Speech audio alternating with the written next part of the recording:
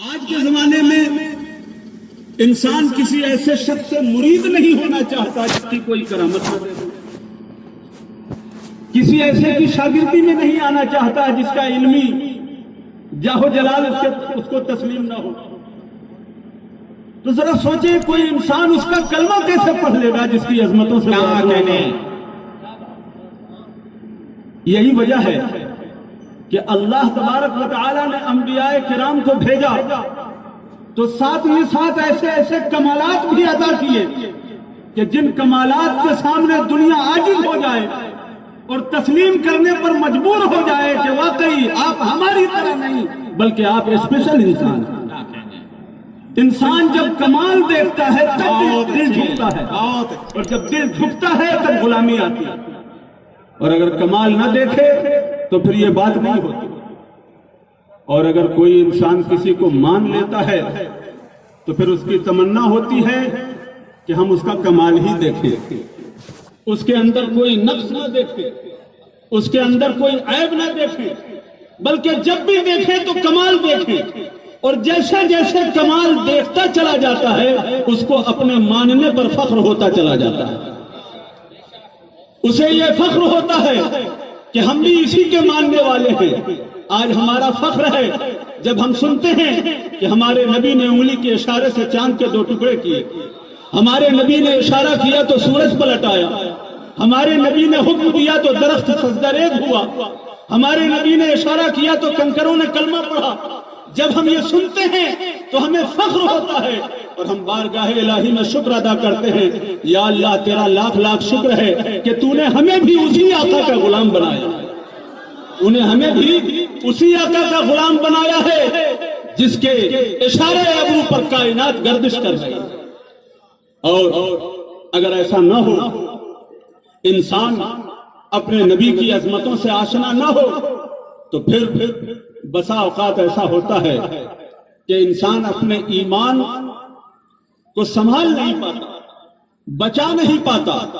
آج کے زمانے میں ایسا بھی دیکھنے میں آ رہا ہے کہ بہت سارے لوگ اس انداز سے پریٹینڈ کرتے ہیں کہ جیسے مسلمان ہو کے پھنس گئے ہیں، مسلمان ہو کر کے پھنس گئے ہیں، اسلام پر قائم رہنا بہت مشکل ہے، جو باتیں آپ بتاتے ہیں، جو مسائل آپ بتاتے ہیں، اس پر چلنا بہت مشکل ہے آج کے زمانے میں۔ یہ باتیں زبان پر کیوں آتی ہیں؟ اس لیے کہ آپ نے اپنے دین کو صرف ایک ریلیجن سمجھا۔ یاد رکھیں، ہمارا دین ہمارے لیے صرف ریلیجن نہیں بلکہ ہمارا دین ہمارے لیے فخر ہے، ہمارا دین ہمارے لیے فخر ہے۔ ہمیں فخر ہے کہ اللہ تعالیٰ نے ہمیں مسلمان بنایا۔ آپ کو میں ایک بات بتاؤں، انبیاء کرام معجزات لے کر دنیا میں تشریف لائے، آج بہت سارے لوگ وہ بھی ہیں جو یہ کہہ کے اس کو ہلکا کرنا چاہتے ہیں کہ ہاں معجزات اس لیے لائے تھے تاکہ کافر دیکھ کر کے کلمہ پڑھ لیں۔ لیکن میں آپ کو بتاؤں، ایک نہیں سینکڑوں معجزات ایسے ہیں حضور کے جس کو دیکھنے والا کوئی کافر نہیں، صرف مسلمانوں نے دیکھا، صرف صحابہ نے دیکھا۔ اگر کافر کو معجزہ دکھایا گیا تو اس لیے دکھایا گیا کہ وہ مسلمان ہو جائے، لیکن مسلمان کو اگر معجزہ دکھایا گیا تو کس لیے دکھایا گیا؟ مسلمان کو اگر معجزہ دکھایا گیا تو کیوں دکھایا گیا؟ وہ تو پہلے سے مسلمان ہو۔ کیا کہنے؟ حضرت یعلا بن مرہ رضی اللہ تعالی عنہ بیان فرماتے ہیں کہ ہم حضور کے ساتھ ایک سفر پر تھے، راستے میں حضور نے ایک جگہ آرام کیا، جب حضور لیٹے حضور نے آنکھیں بند کر لی، ہم سامان کی حفاظت پر لگے ہوئے تھے کہ اتنے میں ہم نے دیکھا کہ دور سامنے ایک درخت تھا، وہ درخت اپنے آپ ہلا، ہلتے ہلتے اکھڑ گیا اور اس کی جڑیں ٹوٹی نہیں، جڑوں کے ساتھ اکھڑ گیا اور اکھڑ کر کے چلتا ہوا۔ امام بوصیری نے فرمایا جاءت لدعوته الاشجار ساجدة تمشی الیہ علی ساق بلا قدم۔ حضور کا اشارہ ہوا تو درخت ان کے پاس چلنے کے لیے پیر نہیں تھے، اللہ تعالیٰ نے انہیں طاقت دی، وہ اپنی جڑوں پر چلتے ہوئے حاضر ہو گئے۔ حضرت یعلا بن مرہ فرماتے ہیں کہ وہ درخت چلتا ہوا آیا اور حضور کے اتنے قریب ہو گیا کہ اس کی شاخوں کے سائے حضور کے جسم پاک پر پڑنے لگے، اور وہ درخت کچھ دیر تک کھڑا رہا اور اس کے بعد پھر واپس ہو کر اپنی جگہ جا کر سیٹ ہو گیا. اپنی جگہ جا کر جیسے پہلے تھا ویسے ہی سیٹ ہو گیا. میں دیکھ کر کے حیران تھا. خیر میں نے کچھ کہا نہیں. جب حضور نے آنکھیں کھولی تو میں نے حضور سے عرض کیا یا رسول اللہ میں نے ایک عجیب چیز دیکھی. سرکار نے فرمایا کیا دیکھا؟ عرض کیا یا رسول اللہ وہ درخت جو سامنے کھڑا ہے وہ اپنی جگہ سے اکھڑ گیا, اکھڑ کر کے چلتا ہوا آیا, آپ کی بارگاہ میں آ کر کے کھڑا رہا اور کچھ دیر کے بعد پھر واپس ہو گیا. واپس ہونے کے بعد اپنی جگہ جا کر سیٹ ہو گیا. حضور یہ چیز ہم نے دیکھی. حضور نے فرمایا جتنا دیکھا دیکھا, جو نہیں دیکھا وہ مجھ سے سن لو. کیا کہنے جو نہیں دیکھا وہ مجھ سے سن لو. سرکار نے فرمایا سنو انہا شجرۃ استأذنت ربها ان تسلم علی رسول اللہ صلی اللہ علیہ وسلم. سنو میں جب یہاں لیٹا تو یہ درخت جھوم اٹھا اور اس نے بارگاہ الہی میں عرض کیا اے پروردگار قسمت سے یہ دن آیا ہے کہ تیرا حبیب اتنے قریب آرام فرما ہے. اے پروردگار مجھے یہ طاقت دے اور مجھے اجازت دے کہ میں قریب جاؤں اور قریب جا کر کے حضور کو سلام کر کے آ جاؤں. قریب جا کر کے حضور کو سلام کر کے آ جاؤں. فأذن لها, اللہ تبارک و تعالیٰ نے اجازت دے دی. وہی درخت آیا تھا سلام کرنے کے لیے, سلام پڑھا, سلام پڑھ کر کے واپس ہو گئے. اب آپ سوچیں یہ وہ معجزہ ہے جو کوئی کافر دیکھنے والا نہیں. دیکھنے والے اکیلے کون ہیں؟ حضرت یعلا بن مرہ صحابی رسول. کافر کو تو ایمان لانے کے لیے معجزہ دکھایا گیا, یہ تو پہلے سے ایمان والے ہیں, صحابی رسول ہیں. انہیں کیوں دکھایا گیا؟ انہیں اس لیے دکھایا گیا کہ دیکھیں گے تو ان کا فخر بڑھے گا, دوسروں سے بیان کریں گے تو ان کا فخر بڑھے گا کہ الحمدللہ ہم بھی اسی آقا کے ماننے والے ہیں جن کو سلام کرنے درخت بھی آیا ہے, جن کو سلام کرنے تکبیر رسالت. اب سمجھ میں آ رہا ہے کہ ہمارے علماء نے عظمت مصطفیٰ کے حوالے سے یہ جلسہ کیوں منعقد کیا. اور واضح کروں, حضرت بریدہ رضی اللہ تعالیٰ عنہ, امام ابن عساکر نے تاریخ دمشق میں اس حدیث کو نقل فرمایا. فرماتے ہیں کہ ایک دیہات کے رہنے والے صحابی, دیہات کے رہنے والے ایک صحابی حضور کی بارگاہ میں آئے. عموماً لوگ کہہ دیتے ہیں کہ ایک عربی آیا, ایک دیہاتی آیا. اس انداز سے نہیں کہنا چاہیے کہ عرفاً یہ الفاظ عزت کے الفاظ نہیں ہیں. اس لیے ہم یہ کہتے ہیں کہ دیہات کے رہنے والے ایک صحابی حضور کی بارگاہ میں آئے. اے بابا ان کو منع کیا, اس کو سمجھا دیجیے بھائی, ویڈیو مت بنائیے بھائی, حضور کے نام پر جلسہ ہو رہا ہے. دیہات کے رہنے والے صحابی آئے اور آ کر کے انہوں نے کیا عرض کیا, یا رسول اللہ لقد اسلمت, یا رسول اللہ میں مسلمان ہوں, آپ کا کلمہ پڑھتا ہوں, آپ سے محبت کرتا ہوں. فَأَرِنِي شَيْئًا أَزْدَدْ بِهِ يَقِينًا, یا رسول اللہ لیکن میری ایک تمنا ہے کہ آپ مجھ کو بھی کچھ دکھائیے جس سے میرا یقین بڑھے. آپ ہم کو بھی کیا دکھائیے. یعنی ان کے دل کی بات یہ تھی کہ ہم دیہات کے رہنے والے ہمیشہ دوسروں سے سنتے ہیں کہ ہم نے یہ کمال دیکھا, ہم نے یہ کمال دیکھا. کبھی وہ دن بھی تو آئے کہ ہم بھی کہیں جا کے کہتے ہیں کہ ہم نے یہ کمال دیکھا, ہم بھی کہیں جا کے کہیں کہ ہم نے یہ کمال دیکھا. فَأَرِنِي شَيْئًا أَزْدَدْ بِهِ يَقِينًا, یا رسول اللہ ہم کو بھی کچھ دکھائیے جس سے ہمارا یقین ترقی کر جائے.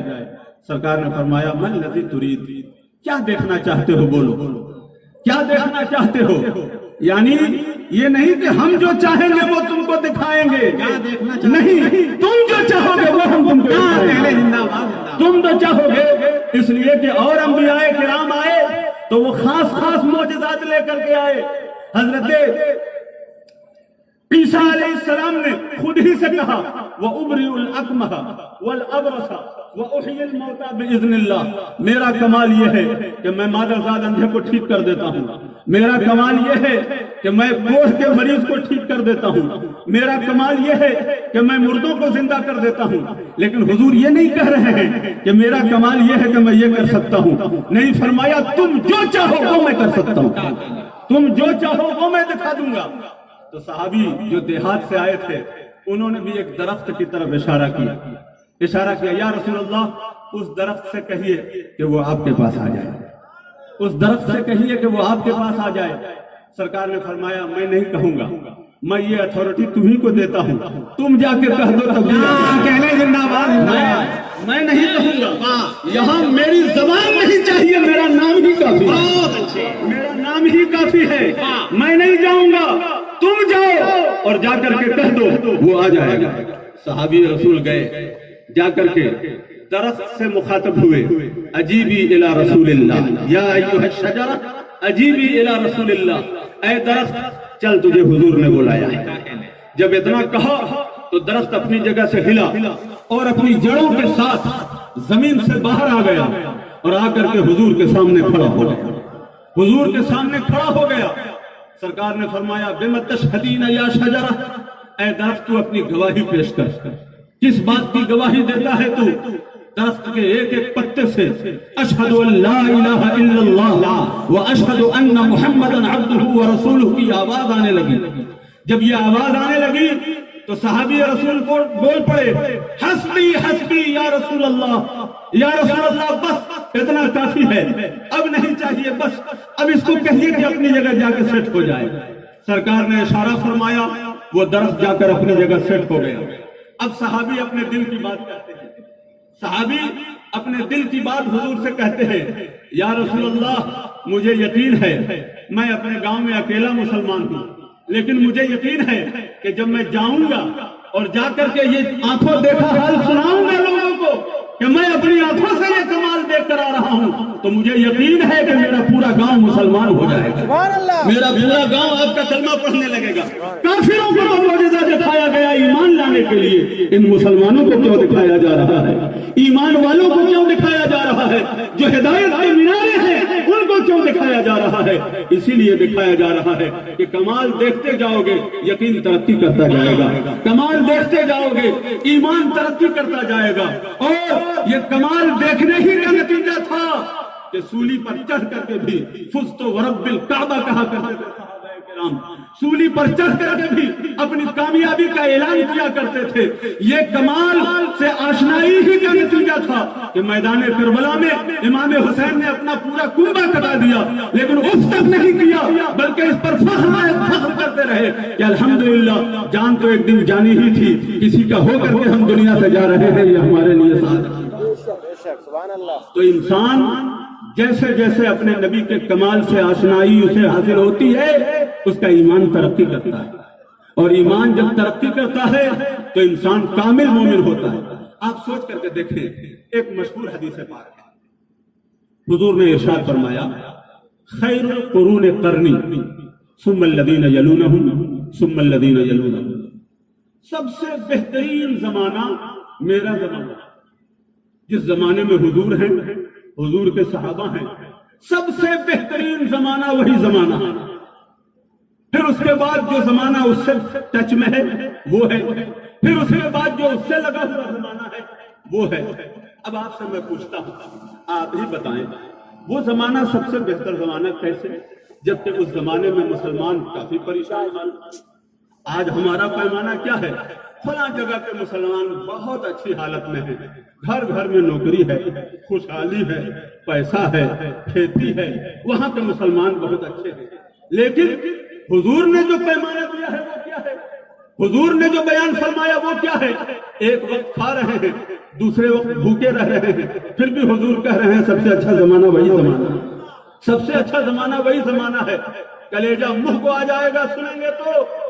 ایک مرتبہ سفر کا عالم تھا، سفر میں کھانا نہیں تھا، صحابہ کرام نے اونٹ ذبح کرنا شروع کیا۔ حضرت عمر رضی اللہ تعالیٰ عنہ نے روکا کہ اگر ایسے اونٹ ذبح کرو گے تو آگے کا سفر کیسے پورا ہوگا؟ لوگوں نے کہا ہم کھائیں گے کیا؟ حضرت عمر رضی اللہ تعالیٰ عنہ حضور کی بارگاہ میں آ گئے، یا رسول اللہ آپ چاہیں گے تو بہت کچھ ہو سکتا ہے، کچھ کیجئے حضور ورنہ یہ سفر مشکل میں پڑ جائے گا۔ سرکار نے فرمایا دسترخوان بچھاؤ اور جس کے پاس جو ہے لا کر کے دسترخوان پر رکھو۔ چنانچہ دسترخوان بچھایا گیا، صحابہ اکرام نے جس کے پاس جو تھا، کسی کے پاس کھجور، کسی کے پاس سوکھی روٹی اور کسی کے پاس کچھ، کسی کے پاس کچھ، یہاں تک کہ جب سب جمع ہوا تو کچھ کھجوریں، کچھ روٹی کے ٹکڑے اور کچھ کھجور کی بیج بھی اس میں۔ حضرت ملا علی قاری رحمت اللہ تعالی علیہ نے اس حدیث کی شرح میں ایک سوال قائم کیا کہ کھجور کا ہونا تو سمجھ میں آتا ہے، روٹی کا ہونا سمجھ میں آتا ہے دسترخوان پر، یہ کھجور کی گٹھلیاں صحابہ نے کیوں رکھی؟ اس کا مطلب یہ ہے کہ صحابہ کرام صرف کھجور اپنے پاس نہیں رکھتے تھے، کھجور کی گٹھلیاں بھی رکھتے تھے۔ کھجور کی گٹھلیاں انہوں نے کیوں رکھی؟ تو وجہ خود بیان فرماتے ہیں کہ بات یہ ہے کہ وہ دور ایسا تھا کہ لوگ کھجور کھاتے تھے تو گٹھلی پھینکتے نہیں تھے، دوبارہ بھوک لگتی تھی تو اسی گٹھلی کو چوس لیتے تھے، کچھ مٹھاس محسوس ہوتی تھی اور اس پر سے پانی پی لیتے تھے۔ اس قدر مفلسی کا دور، پھر بھی حضور فرماتے ہیں سب سے اچھا زمانہ وہی زمانہ، سب سے اچھا زمانہ وہی زمانہ ہے۔ حضرت بلال رضی اللہ تعالیٰ عنہ تپتی ریت پر مصیبتیں سہتے رہے، لیکن یہی ہوا کہ سب سے اچھا زمانہ وہی زمانہ ہے۔ حضرت ابو بکر صدیق رضی اللہ تعالیٰ عنہ نے اسلام کا پہلا خطبہ دیا لوگوں کے سامنے، اتنا مارا لوگوں نے کہ آپ کا چہرہ پہچان میں نہیں آتا تھا، یہ سب برداشت کیا، حضور نے دیکھا، پھر بھی حضور فرما رہے ہیں سب سے اچھا زمانہ وہی زمانہ ہے۔ آخر کیوں؟ حضرت عثمان غنی رضی اللہ تعالیٰ عنہ کو دشمنوں نے اونٹ کے چمڑے میں لپیٹ دیا اور دونوں طرف سے دھواں دینے لگے کہ یا تو دم گھٹ جائے یا محمد عربی کا کلمہ پڑھنا چھوڑ دے، انہوں نے وہ برداشت کیا، لیکن اس کے باوجود فیصلہ یہی ہے کہ سب سے اچھا زمانہ وہی زمانہ ہے۔ کیوں؟ آخر کون سی ایسی چیز تھی؟ آج سب کچھ ہونے کے باوجود اچھا زمانہ نہیں ہے یہ، اس وقت کچھ نہیں تھا، پھر بھی حضور کہہ رہے ہیں کہ سب سے اچھا زمانہ وہی زمانہ ہے۔ ہم کسی کو اچھا کہیں کوئی ضروری نہیں ہے کہ وہ اچھا ہو، لیکن حضور کسی کو اچھا کہیں تو پھر ضروری ہے کہ وہ اچھا ہو، پھر ضروری ہے کہ وہ اچھا ہو۔ آخر اس زمانے کو حضور نے سب سے اچھا زمانہ کیوں کہا؟ اس کی مختلف وجہ ہیں، ایک وجہ تو یہی ہے کہ حضور اس زمانے میں ہے، لیکن ایک اور وجہ ہے جو سمجھنے سے تعلق رکھتی ہے۔ وہ زمانہ سب سے اچھا زمانہ اس لیے ہے کہ اس زمانے میں مصیبتیں تو ملتی ہیں، پریشانیاں ملتی ہیں، بھوک ملتی ہے، پیاس ملتی ہے، لیکن ایک عدد بھی ایسا مسلمان آپ کو نہیں ملے گا جو بھوک سے ہار کر کے دین کا سودا کر لے، ایک عدد بھی ایسا مسلمان نہیں ملے گا جو پیاس سے ہار کر کے دین کا سودا کر لے، ایک دن بھی ایسا مسلمان نہیں ملے گا جو مصیبتوں سے ہار کر کے دین کا سودا کر لے۔ نہیں، جیسے جیسے مصیبتیں بڑھتی تھی ویسے ویسے ایمان ترقی کرتا تھا، جیسے جیسے مصیبتیں بڑھتی تھی ویسے ویسے ایمان ترقی کرتا تھا۔ قرآن کریم ارشاد فرماتا ہے الذین قال لهم الناس ان الناس قد جمعوا لكم فاخشوهم، کہ جبکہ لوگوں نے مدینہ کے مسلمانوں سے کہا کہ مکہ والوں نے تمہارے خلاف بڑی تیاری کی ہے، فاخشوهم، ان سے ڈرو، پورا علاقہ تمہارے خلاف جمع ہو گیا ہے، فاخشوهم، ان سے ڈرو۔ قرآن فرماتا ہے فزادتهم ایمانا وقالوا حسبنا اللہ ونعم الوکیل، دنیا ڈراتی تو ان کا ایمان بڑھ جاتا اور کہتے کہ ساری دنیا بھی مل کر ہمارے خلاف کھڑی ہو جائے، میں محمد عربی کا دامن نہیں چھوڑ سکتا۔ یہ وہ جوہر ہے جس کی وجہ سے حضور نے فرمایا کہ یہ زمانہ سب سے اچھا زمانہ ہے۔ حضرت سعد بن ابی وقاص رضی اللہ تعالی عنہ مسلمان ہوئے تو ان کی والدہ نے بہت ان کی مخالفت کی، یہاں تک کہ وہ وقت بھی آیا کہ وہ بھوک ہڑتال پہ بیٹھ گئی اور ان کی والدہ نے کہا کہ اگر محمد عربی کا دامن نہیں چھوڑو گے تو ہم کھانا نہیں کھائیں گے اور بھوکے مر جائیں گے تو دنیا کیا کہے گی کہ تم نے اپنی ماں کو مار ڈالا، تم نے اپنی ماں کو مار ڈالا، بھوک سے تمہاری ماں مر گئی لیکن تم نے محمد عربی کا دامن نہ چھوڑا۔ یہ کہہ کر کے وہ بھوک ہڑتال پہ بیٹھ گئی، آپ نے کوئی پرواہ نہیں کی، یہاں تک کہ وہ بے ہوش ہونے لگی۔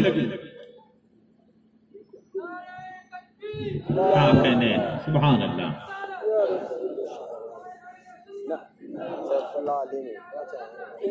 مفکر اسلام خطیب انقلاب حضرت علامہ سیف اللہ علیمی صاحب قبلہ منبر نور پہ جلوہ بار ہو رہے ہیں.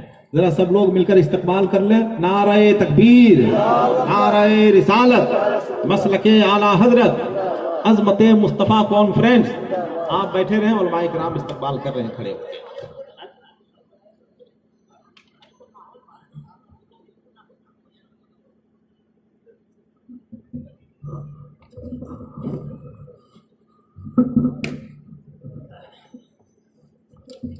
بلند آواز سے درود شریف پڑھیے. اللہم صلی علی سیدنا و شفیعنا و حبیبنا و نبینا و مولانا محمد معدن الجود والکرم وعلی آلہ و اصحابہ و بارک وسلم. تو آپ کی والدہ بھوک سے نڈھال ہونے لگی، بے ہوش ہونے لگی، پھر ہوش میں آئی تو کہا بیٹا تمہارا دین بھی تو یہ سکھاتا ہے کہ ماں باپ کا خیال کرو، کیا تم میرے لیے ان کو نہیں چھوڑ سکتے؟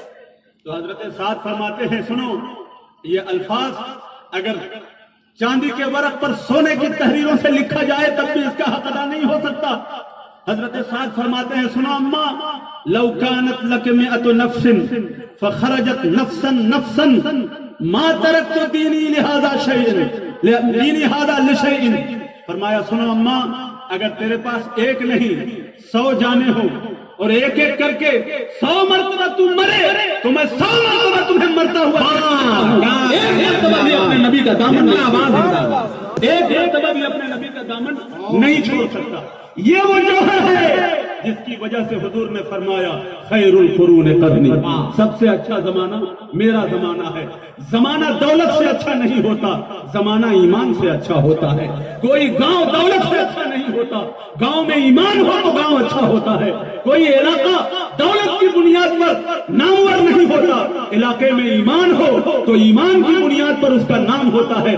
دنیا میں بھی اسے عزت کی نظر سے دیکھا جاتا ہے اور قیامت میں بھی اسے عزت ملے گی.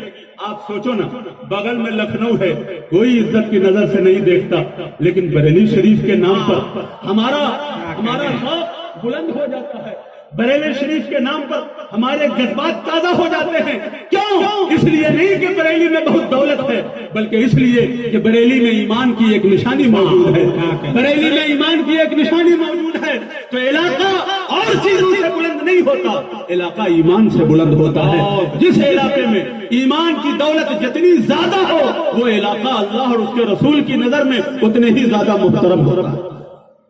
یہی وجہ ہے کہ ہمارے علماء نے اس جلسے سے جو آپ کو پیغام دینا چاہا وہ پیغام عظمت مصطفیٰ ہے. مسلمانوں، جس نبی کا کلمہ پڑھتے ہو اس نبی کی عظمت کو جاننے کی کوشش کرو. آج حال یہ ہے کہ بہت سارے لوگ اس حوالے سے یعنی ترچھی گفتگو کرتے ہیں کہ یہ بریلوی مولانا لوگوں کو کیا ہو گیا ہے، خالی بس رسول ہی کی بات کرتے ہیں، خالی رسول ہی کی بات کرتے ہیں. ارے بھائی، تھوڑا وضو کا طریقہ سکھائیے، استنجا کا طریقہ سکھائیے، غسل کا طریقہ سکھائیے.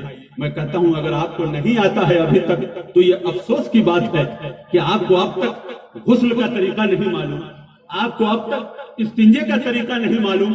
اگر نہیں آتا ہے تو اپنے امام صاحب سے ضرور سیکھ لو، لیکن یاد رکھو یہ جلسے استنجا سکھانے کے لیے نہیں ہوتے، یہ جلسے حضور کی عظمت بیان کرنے عظمت بیان کرنے کے لیے ہوتے ہیں.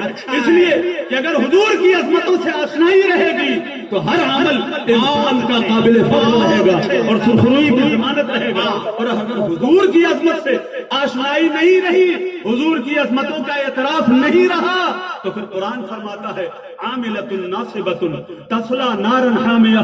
قیامت میں ایسے لوگ بھی ہوں گے جن کے اعمال ہوں گے، محنتیں ہوں گی، لیکن ریزلٹ کیا ہوگا؟ تصلی نارا حامیہ، بھڑکتی ہوئی آگ میں ڈال دیے جائیں گے، بھڑکتی ہوئی آگ میں ڈال دیے جائیں گے. کیوں؟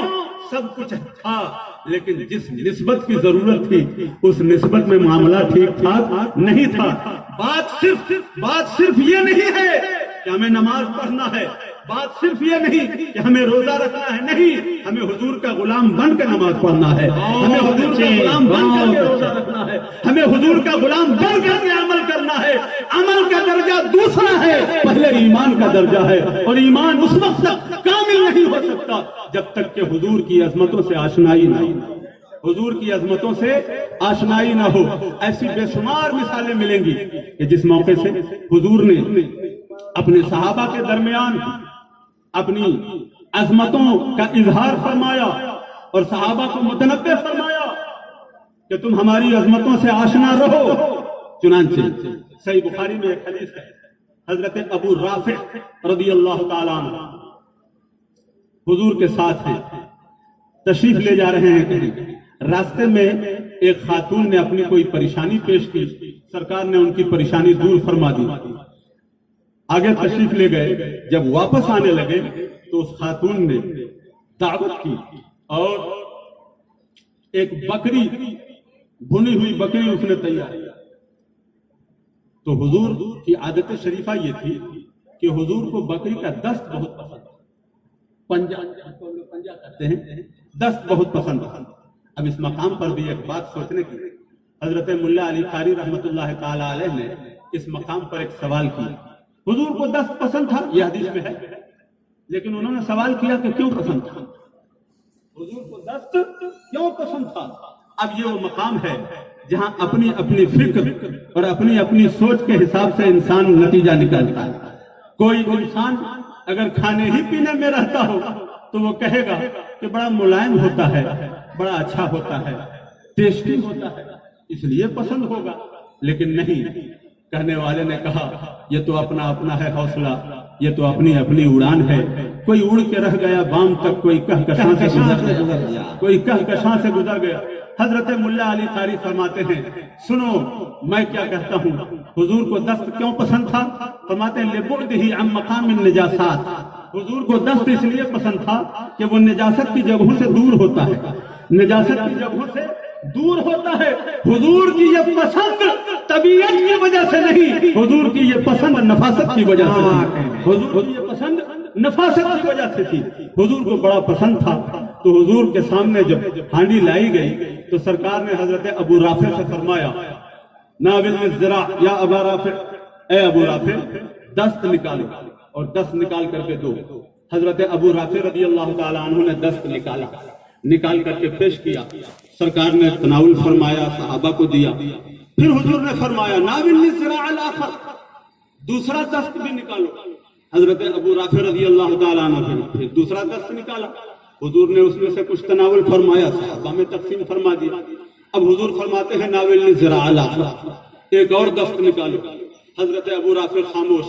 اب ایک بکری میں تو دو ہی ہوگا نا، کیا آپ لوگوں کو نہ معلوم ہے؟ ارے بکری ہو چاہے بکری سے بڑھ ہو، سب میں 10 ہوتے، دو ہی ہوتا ہے. حضرت ابو رافع رضی اللہ تعالی عنہ خاموش ہو گئے. پھر عرض کرتے ہیں یا رسول اللہ ایک ہی بکری ہے اور ایک بکری میں تو دو ہی. سرکار نے فرمایا سنو ابو رافع تم نے غلطی کر دی. کیا کہنے؟ تم نے غلطی کر دی. فرمایا ابو رافع اگر تم نے یہ نہ کہا ہوتا اور میرے کہنے پر ہاتھ ڈال دیا ہوتا تو جب تک میں کہتا جاتا اس میں دست پیدا جب تک میں کہتا جاتا اس میں دست پیدا ہوتا جاتا. میں پوچھنا چاہتا ہوں حضور نے یہ مرحلہ کیوں پیش کیا؟ اس مرحلے سے حضرت ابو رافع کو حضور نے کیوں گزارا؟ اسی لیے گزارا تاکہ متنبہ فرما دے کہ یاد رکھنا نبی پاک صلی اللہ تعالی علیہ وسلم کا ہر فرمان حکمتوں سے بھرا ہوا ہے اور حضور کے کسی فرمان کو دنیاوی قانون کے ترازو پر مت تولنا. یاد رکھنا ما آتاکم الرسول فخذوه وما نهاکم عنہ فانتہوا. حضور جو فرما دیں اس پر عامل ہو جاؤ، سمجھ میں آئے تو بھی نہ سمجھ میں آئے تو بھی. یہ کب ہوگا؟ جب انسان اپنے نبی کی عظمتوں سے آشنا ہوگا. آج ایسا ہوتا ہے کہ نہیں ہوتا ہے؟ دین کا کوئی حکم جب سنایا جائے تو بہت سارے لوگ یہ کہتے ہیں کہ یہ کیسے ہو سکتا ہے، آخر اس میں کیا دقت ہے، آخر آپ کیوں منع کر رہے ہیں، ایسا کرنے میں کیا حرج ہے؟ یاد رکھو ہم حضور کے غلام ہیں، اللہ کے بندے ہیں. غلام کو یہ حق نہیں ہے کہ مالک کے حکم میں کیوں اور کیسے لگائے. غلام کو یہ حق نہیں ہے کہ مالک کے حکم میں کیوں اور کیسے لگائے، بلکہ غلام کا فرض یہ ہے کہ مالک جو کہہ دے اس پر آگے بڑھ جائے، آگے بڑھ جائے. مجھے یاد آئے سرکار مفتی اعظم ہند رضی اللہ تعالی عنہ ایک بڑے مشہور عالم دین ہیں.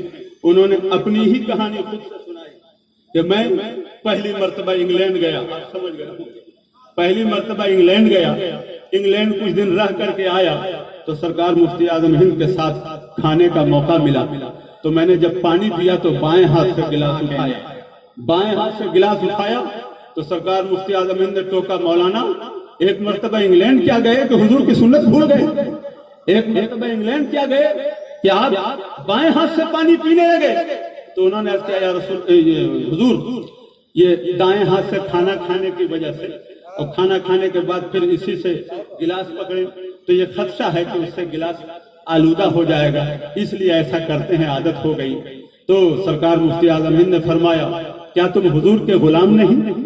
جب حضور کے غلام ہو تو کیا تمہیں معلوم نہیں کہ غلام کو یہ حق نہیں ہے، غلام کو یہ حق نہیں ہے کہ وہ مالک کے حکم میں، آقا کے حکم میں کیوں اور کیسے لگائے، چونکہ چنانچہ لگائے؟ نہیں، ہم حضور کے غلام ہیں، کہ حضور نے جو حکم دیا ہے ہماری سمجھ میں آئے یا نہ آئے، ہمیں اس حکم پر عمل کرنا ہوگا، ہمیں اس حکم پر عمل کرنا ہوگا۔